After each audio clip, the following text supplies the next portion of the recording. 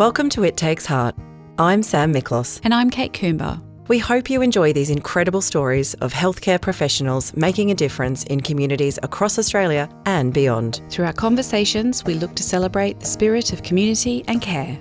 We acknowledge the traditional custodians of the land who have long practiced and shared ancient methods of healing, providing care and support for their communities with wisdom passed down through generations. Join us as we explore what it truly means to take heart.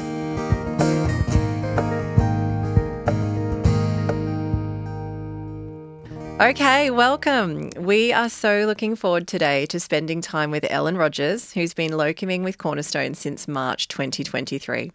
Ellen is currently on locum as the dentist in charge in Geraldton, Western Australia.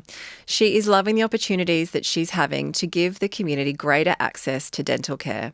But what is particularly unique about Ellen's story is that she has been able to take her partner and her two young boys along with her on this adventure.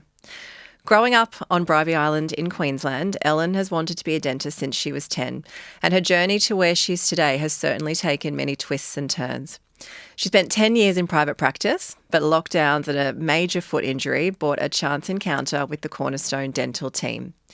The team helped Ellen coordinate placements where family and work could go hand in hand. What a great opportunity. The team and our clients describe Ellen as a passionate, dedicated dentist who will always do the right thing no matter what.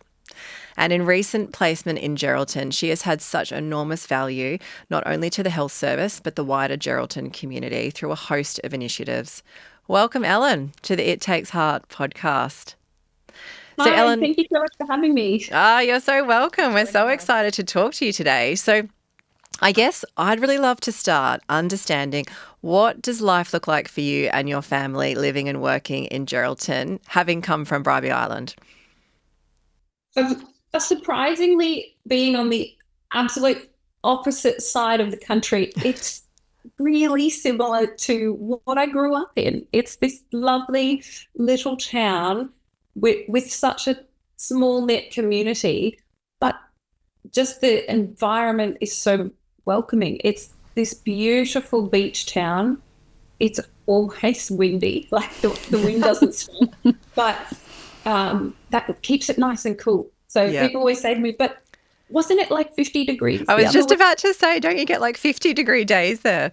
But yet it's a dry heat. So having grown up in Queensland, we're used to really humid heat, which my partner hated. So he's loving the dry heat. We go down to the beach after work, which, because we're on the West Coast, the sun is setting a bit later. So we can have a swim in the afternoon. We can enjoy the park with the kids after work, have a walk, have a play. It's just such a nice, relaxing time with the kids. Even to see the sunset. On the weekends, we're getting to explore the rest of the country. So we've never been over this side. We've been able to drive up to Shark Bay, which apparently we shocked the locals because they were like, what do you mean you just drove up to Shark Bay? We're like, well, we wanted to have a swim. They're like, that's a 4-hour drive. You went for a swim? That is so often the case. So the locums just go and have a go. Yeah. We went to the Pinnacles. We've been to Kalbarri, which is this absolutely beautiful national park, and the iconic Pink Lake. So there's just so much to see. We've probably barely scratched the surface, but it's a beautiful little town and we are enjoying each and every day. I think that's an interesting point too that people forget is, if you're going off on these locum opportunities, it's all the surrounding area that you can enjoy. And people say, what am I going to do on the weekends? But there's so much to explore. Yeah, absolutely. On our previous trip in Rockhampton, some of the locums were like, oh, we don't need a car. We just stay home. And I was like, I'm sorry, what? So we found them in our car and we took them out to Blackdown Tablelands. We found these rock pools and we're swimming in rock pools in June. Wow. Yeah, wow. It's Queensland, so it's fun. We're swimming in June. And it was such an amazing experience. And they were all like, we would have never done that if someone hadn't have thought to drag us along. Yeah. And Rockhampton's just off the coast. You've got your Poon. You've got the beaches. So it was just wonderful to go exploring every weekend. So I guess let's go back to maybe March last year in 2023. You responded to an email from the team, I believe, expressing interest in locum work. I understand at the time it was a little bit challenging maybe for you and the family, maybe in a bit of a rut perhaps. I guess what prompted you to respond and maybe to look at those opportunities? Yeah, I'll be honest, I probably had a lot of Cornerstone emails in my inbox. Yeah, I saw. There was many. I was like, oh no, like what? I'm in private practice. This is what I do, and I just was I was at this major crossroads. I'm so passionate about dentistry, but I didn't know how I was going to be able to keep that passion going. I could not see how I was going to be able to keep being a dentist with the way I was working. I was literally coming home and just wanting to lay there and do nothing. I was so at an absolute loss. Ellen, was it the work in private practice or was it the hours? Like, what was it? I think it was the private practice. I felt like my values weren't aligning with the work I was doing. Mm-hmm. That's probably the easiest way to put it. And at that point in time, I didn't know that I was autistic ADHD. And having that diagnosis now, I realized there is so much in being aligned with values and having that alignment in work and values just allows me so much more sort of ability to just get up and go each day. And when those values aren't aligned, I can't do it. I cannot do it. And meeting with Ruben and having that conversation, he actually listened to my needs in that moment. I felt heard. I felt heard, and he took the time to listen to what was causing me concern, and he found ways to accommodate those. So I said, I can't do this without the family. Yeah. He found me ways to do it with the family. And for people who know me, they know once I've sort of set my mind to it, I'll find a way to do it. Yeah. Yeah. It sounds like within 8 weeks you were in Rockhampton. You were out of there within 8 weeks of that chat with Ruben and the team. Yeah, you were there. You were off to Rockhampton, now in Geraldton. I guess you just touched on there for the family of how did that work? I guess talk to us about that. How's it been possible to take your family with you?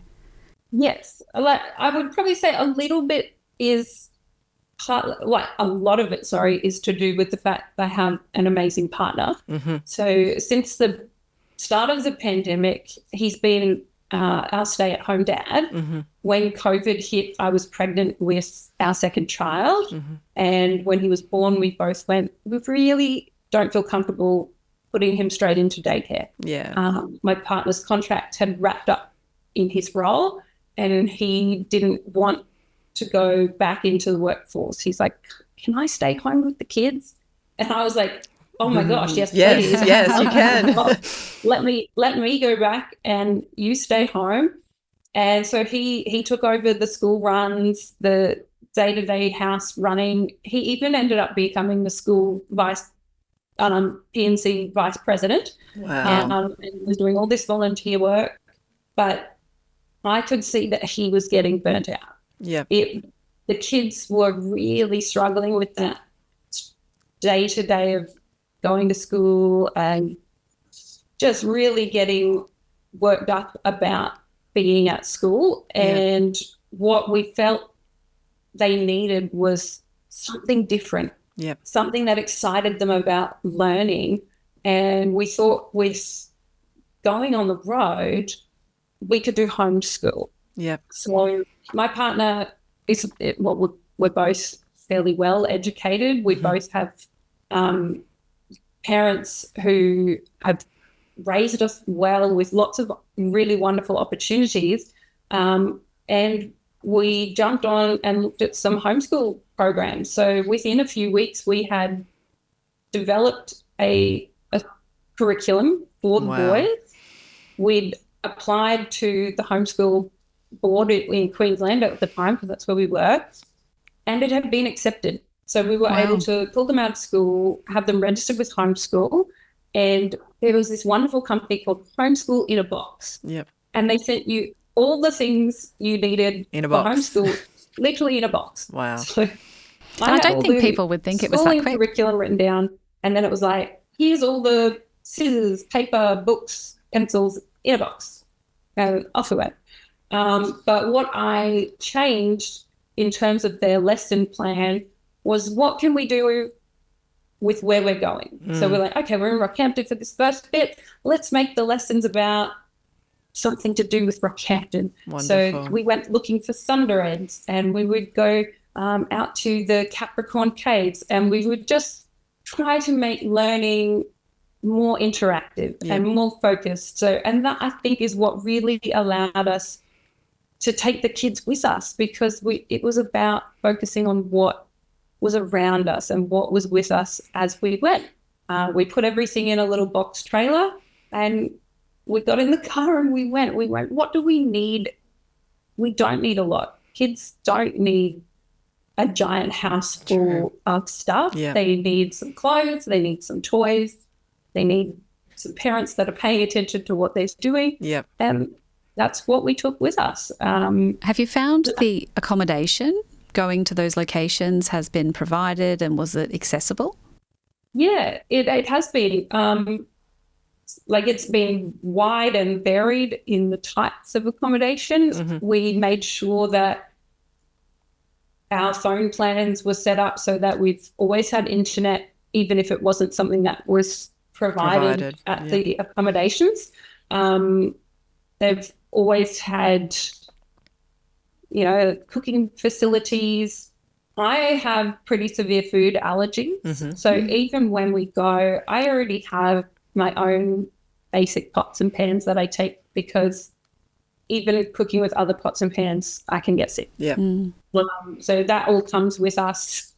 We've just got a standard little camping box that we pack. I actually even take a compressor, dental drills, and an entire dental dummy, because I take my study with me as a locum, which most people think is really strange, but it allows me to continue doing my training course while I'm on the road too, which that goes in the trailer with us, and it travels around the country, and I can do virtual classes while on the road. So we've had no issue.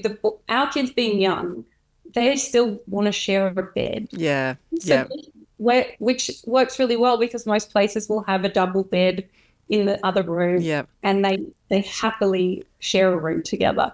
So we've had absolutely no issue with any of the accommodation that we've been given. It's been wonderful. And what about when, because at Geraldton now the boys are in school, how did you get the boys into school, like coming from Rockhampton? Did you drive from Rockhampton to Geraldton with the car, the trailer? So we had a few months back at our house in Queensland. Yeah. I was doing some private locum work, just back in private practice for a little bit. Yep. Where we were packing up the house, sorting out what we're doing. Because initially I was like, we're just going to Geraldton for a month. Yeah. We'll be fine. And we flew over to Geraldton, and we were here, and again, still homeschooling the boys, thinking it was just a short contract, but we enjoyed it so much that we went, well, we'll finish the contract, but how about we come back for the new year? And my partner goes, I'm really struggling with having them home all the time. Can the youngest start kindy? Yeah. And the youngest has never been in any form of anything. He's been a COVID lockdown baby. Yeah, I've got one of those. Yeah. Home for 4 years. Yeah. And my partner was like, it might be time to let him hang around other kids. Yeah. So we flew home the day before Christmas 2023. Christmas with the family, packed up the trailer, and I think we left the day after Boxing Day and spent 10 days driving across the country to come all the way back to Geraldton. And in that time, just before we left to get back to Queensland, I'd madly been emailing schools that we would fall in the catchment for. Yep. It was like, we will be in the area in the new year. Can we fill in a form? And they were like, oh, we close tomorrow. So I was like filling in paperwork. Here's the form, here's the paperwork. They were like, yes, you can have a spot. You're in the catchment. Come down in the new year. And it was actually quite an easy process because they were like, yeah, you fall in the catchment, you'll be here. They were very helpful. And so both boys now go to the local school that's about 2 blocks away from the house. How amazing. And some days they even walk to school. To be honest, it's the nicest school. Wow. Nicest, littlest, coziest little school I've ever seen. And the teachers are all trained in special education needs. We believe both our boys are on the spectrum.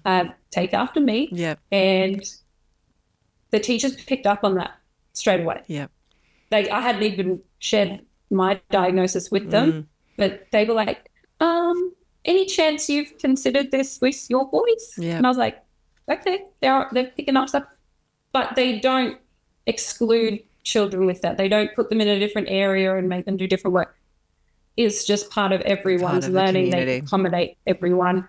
And it was so nice to see that that was just part of the curriculum. And it wasn't, they weren't treated differently. And they've had such a wonderful experience.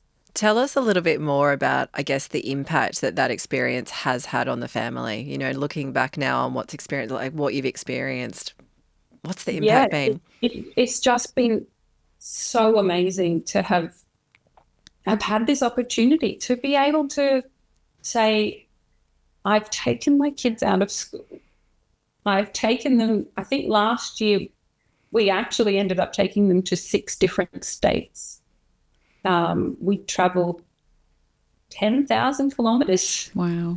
Because some of that was we were just doing our own driving around, but we just love being able to show them this beautiful country that we live in. Yeah, yeah. And do you sitting at home? It's so true. And there's been a lot of memorable moments. There's got to have been some challenging times too. You know, the good, the bad, the ugly. What has been hard about this journey?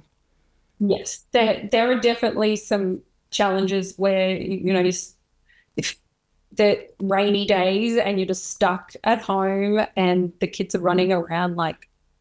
Yeah. And it's loud and you just need a moment to chill out and your partner is going, I've been at home with them all day. Like, I need a break. I don't have any of my friends here. I want to go home. Yeah. And, sometimes you have to say, okay, now we've reached the limit of this contract. Yeah. We've time to go Time's home. up. Yep. Or it's just finding in that area ways to make sure you're still getting recharge time and recharge time for your kids and recharge time for your partner.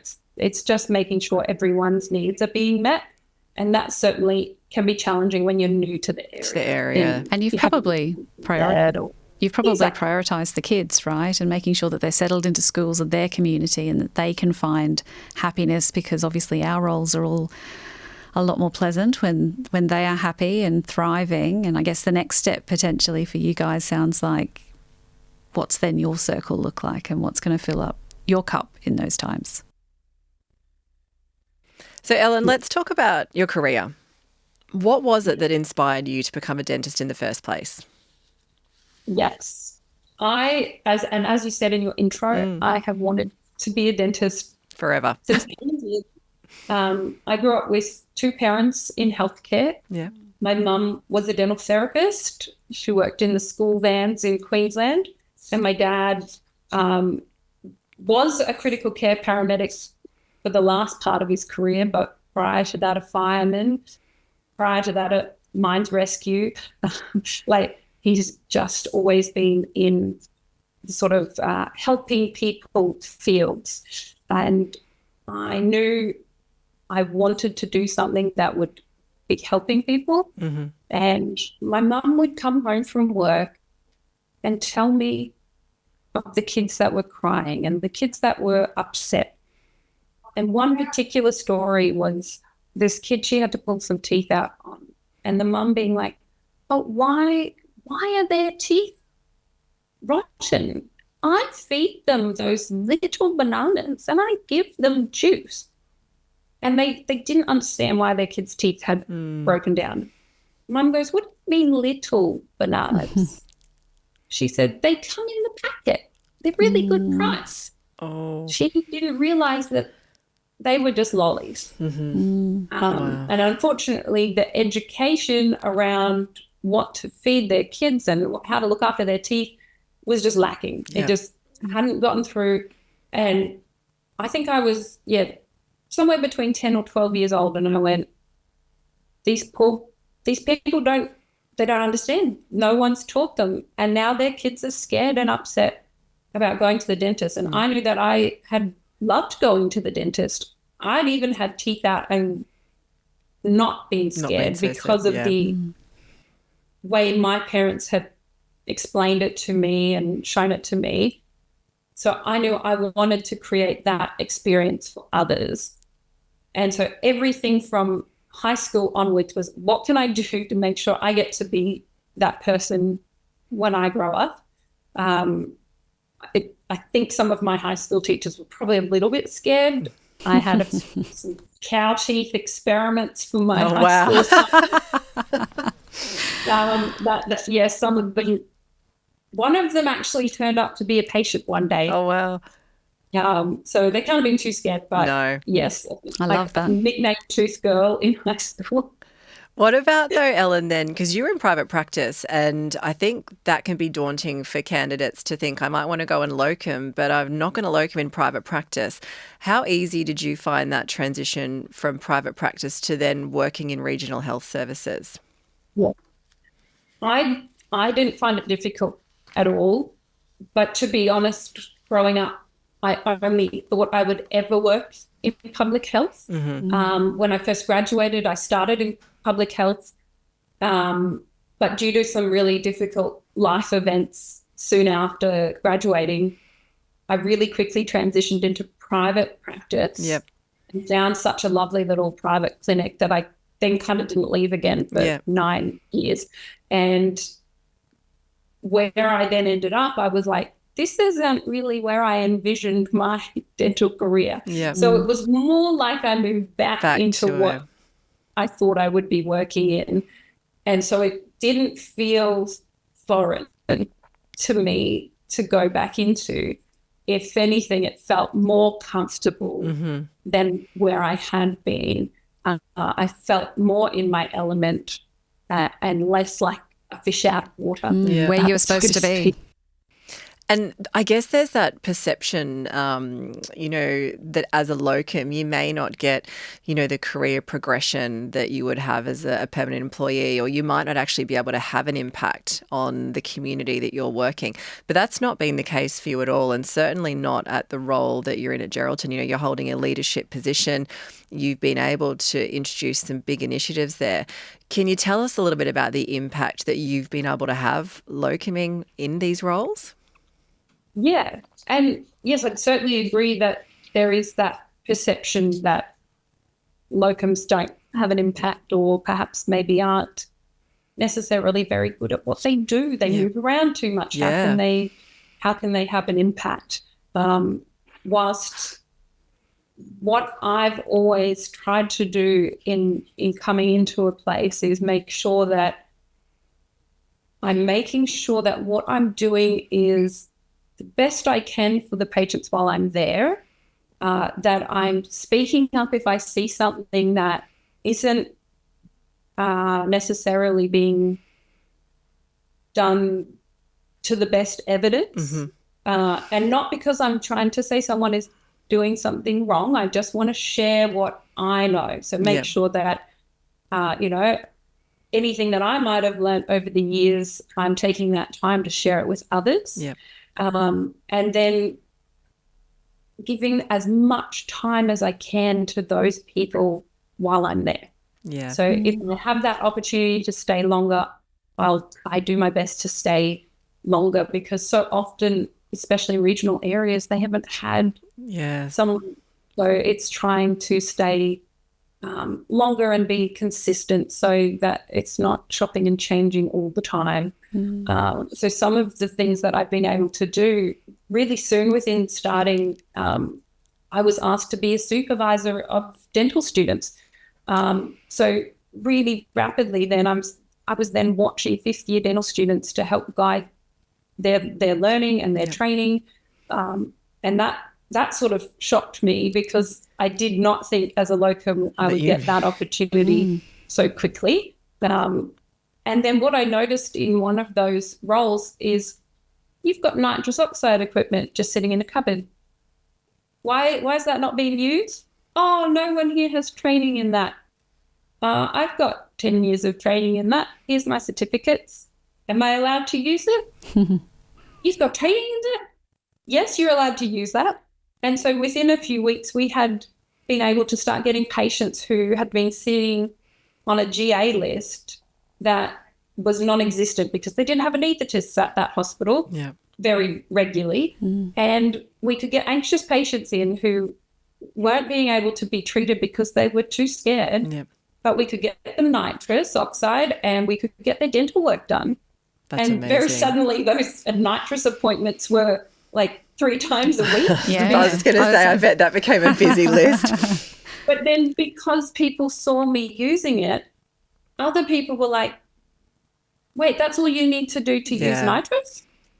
Oh, how do you do the training? I'm like, this is how you do the course. And it so rapidly became other people just going off and doing the training, and then more people know how to use it, and that equipment then gets utilized even after I'm gone. Like it's your legacy that you've essentially huge left there.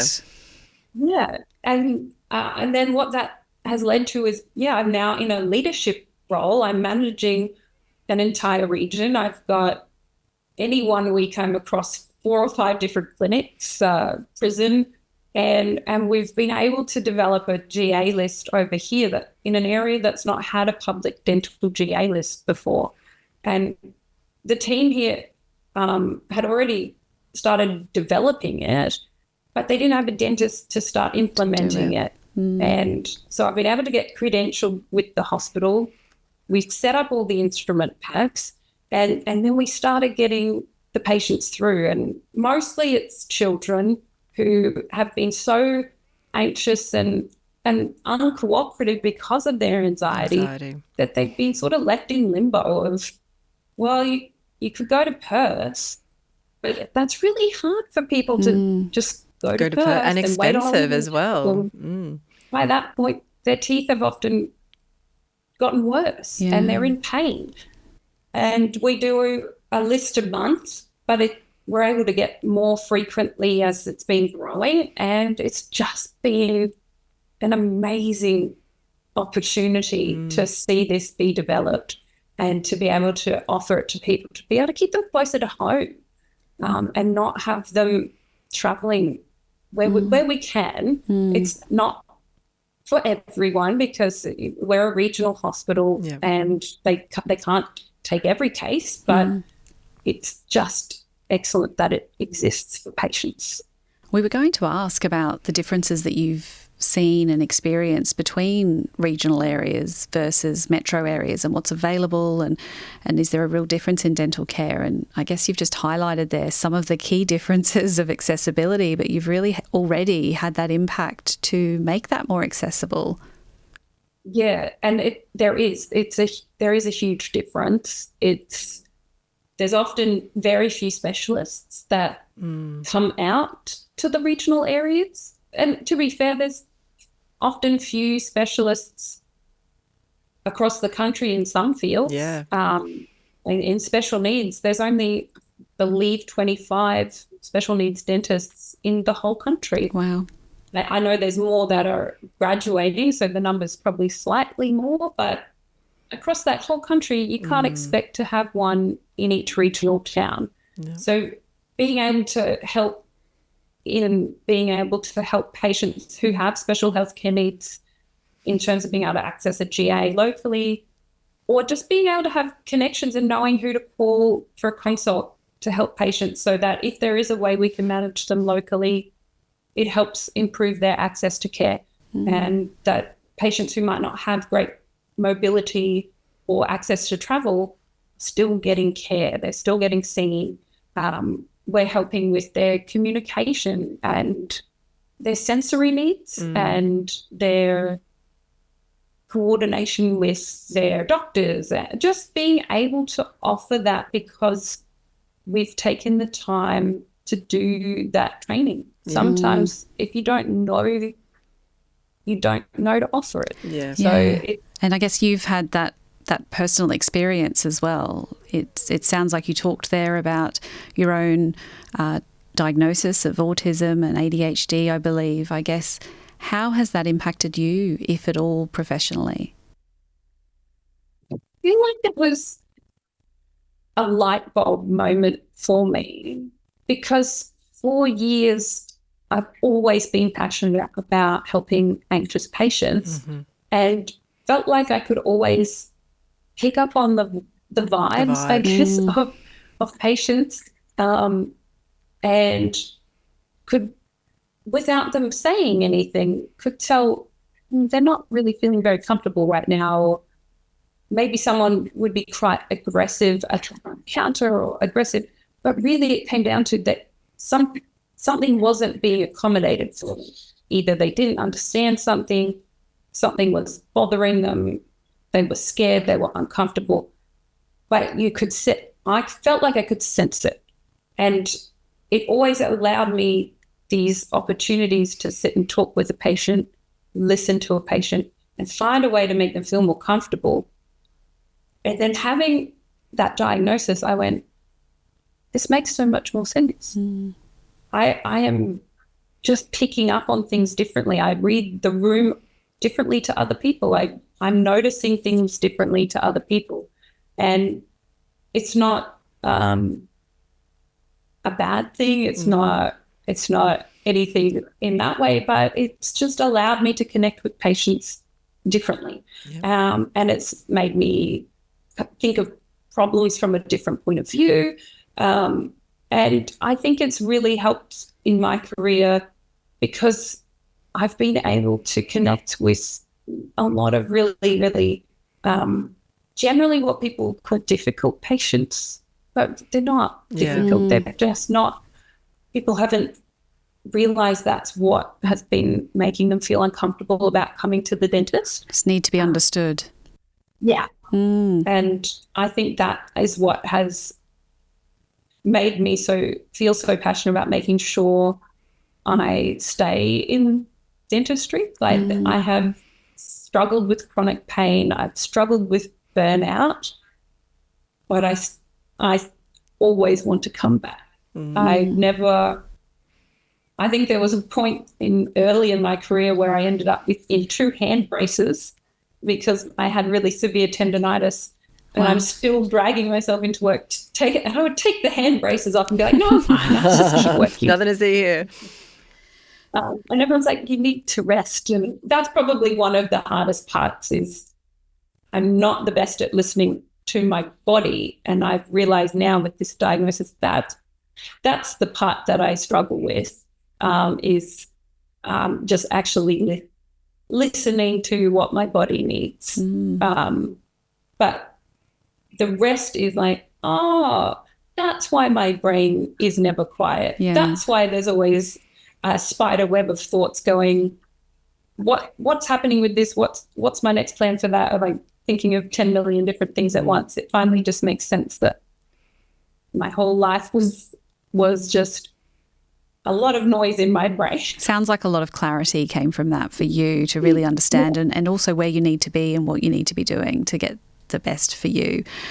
Do you see that there's opportunities or what opportunities do you see to better support neurodiversity in dentistry? Yeah, there's so many opportunities. I personally think there's actually a lot of dental professionals who are neurodivergent some way, whether that be autism, ADHD combination, or other types of neurodivergent. I feel like dentistry itself lends itself to autism and ADHD as a career, because it's both has this lovely routine to it, but this great new and different things every day. So I do my systematic thinking, but I never know what's going to come through the door. Friday afternoon, 3:00, I've got a facial trauma. Yeah. But let's follow the trauma guide and we'll splint their teeth. And thankfully they were okay. That was last Friday. I was here till 7. But it's also important then from an employer's perspective, making sure they're looking at work accommodations, like presentations, learning environments, meeting environments. Like, are we looking at learning and meetings in an accessible way? Are we providing information in accessible ways?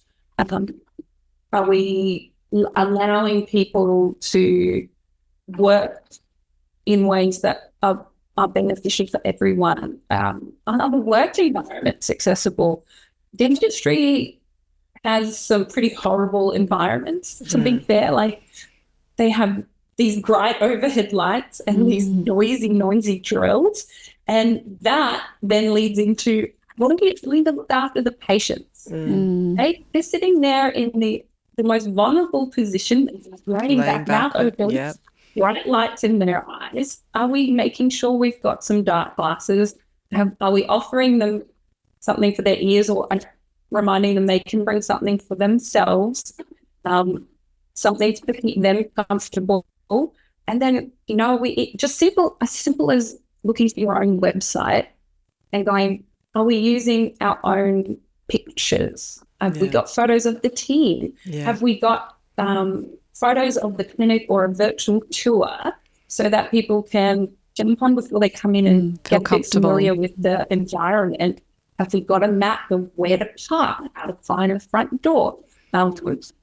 Maybe a letter that goes out to patients that says what to expect on your first visit, or little social stories that sort of explain this is what happens for a clean, and just little things like that can really make someone's experience with coming to visit you a little bit less daunting, because they have something in their mind already. Whereas if you've got this really generic website, it doesn't show any photos, it doesn't show what you look like or how to find you, someone who is neurodivergent probably isn't going to want to come there, because it's too unknown and it's too daunting, and they'll just find somewhere different, or they'll avoid it altogether.